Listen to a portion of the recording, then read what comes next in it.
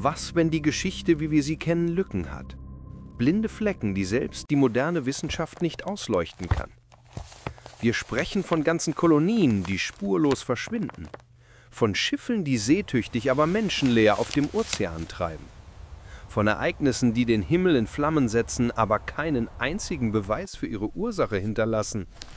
Dies sind die 5 größten ungelösten Rätsel der Neuzeit. Begleiten Sie uns ins Ungewisse.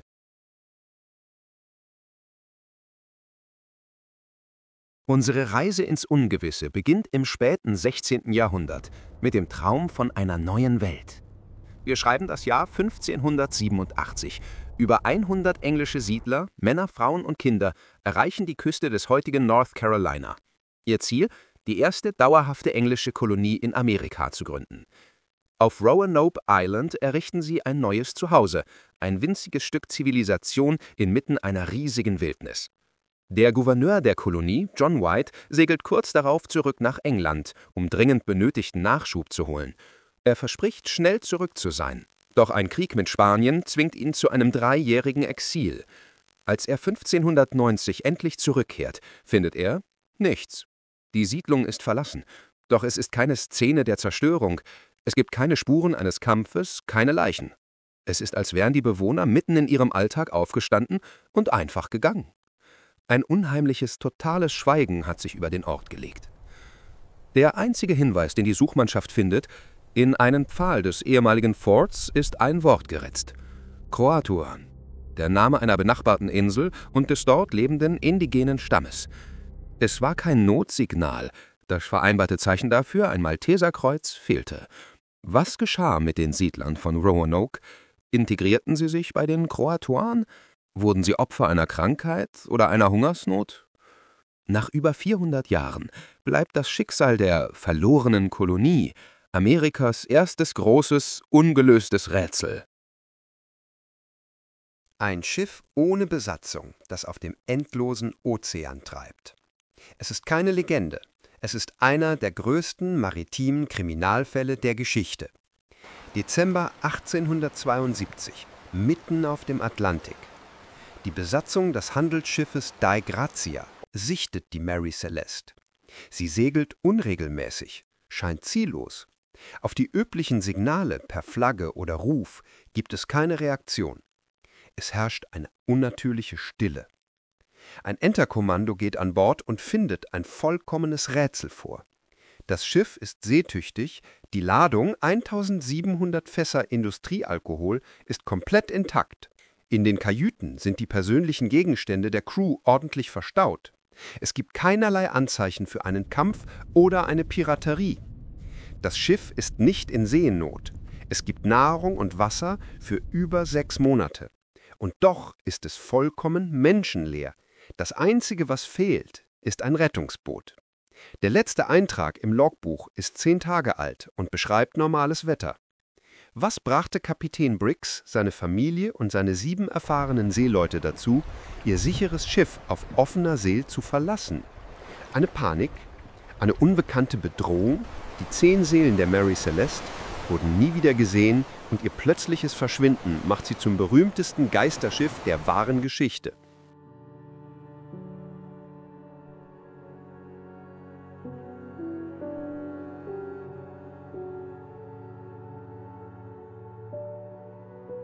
Wir verlassen nun die Welt der menschlichen Mysterien und betreten das Reich der kosmischen Katastrophen, deren wahre Natur bis heute Rätsel aufgibt.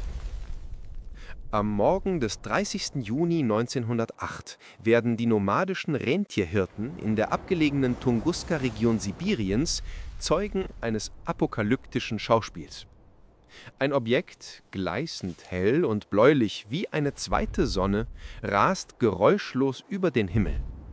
Minuten später folgt eine gewaltige Detonation.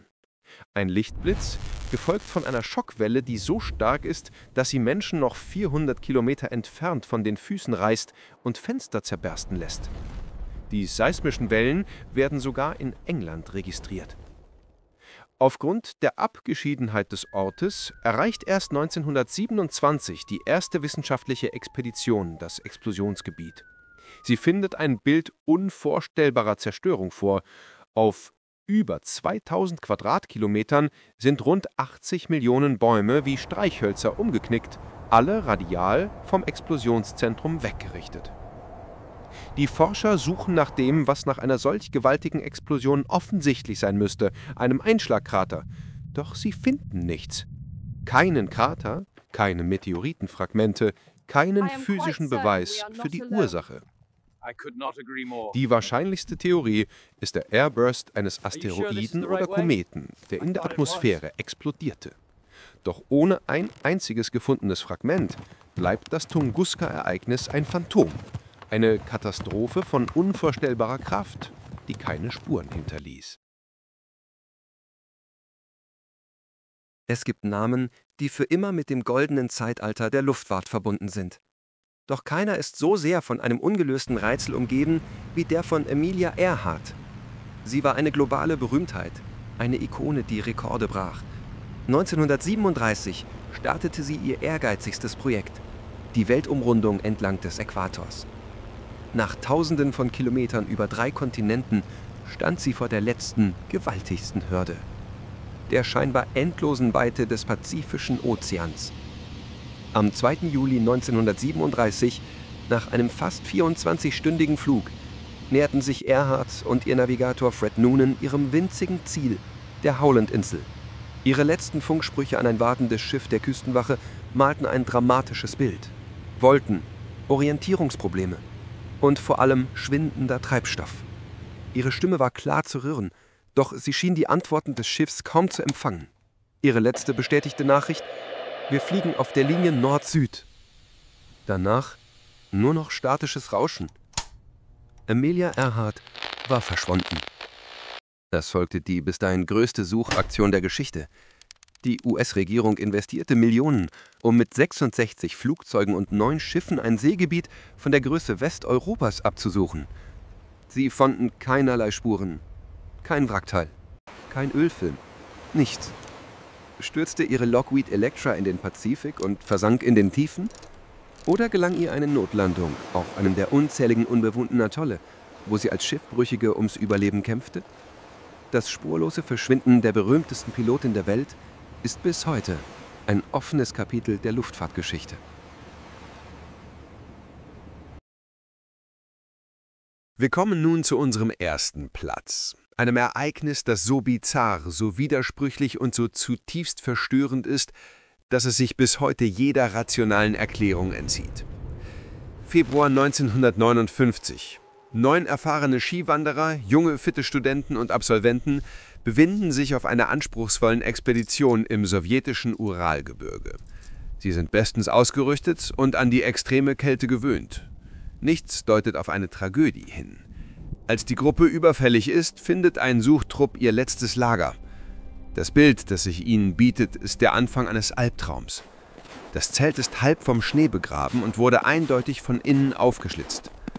Alle persönlichen Gegenstände, warme Kleidung, Schuhe und Vorräte sind noch da. Die Gruppe ist jedoch spurlos verschwunden.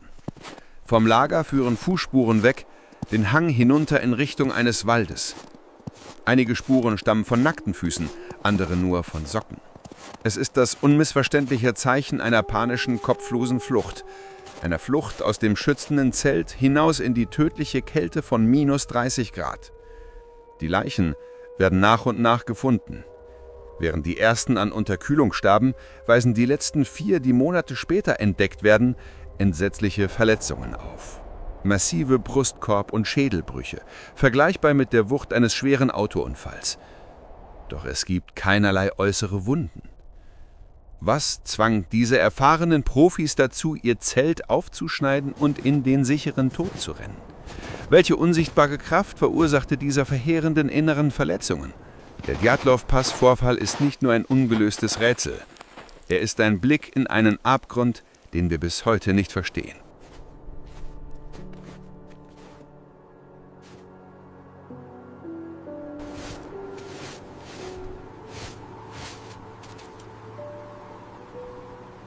Von verlassenen Kolonien und Geisterschiffen bis zu den eisigen Weiten des Urals. Diese Geschichten beweisen, dass unsere Welt auch heute noch voller unbeantworteter Fragen ist. Doch welches dieser Rätsel fasziniert euch am meisten?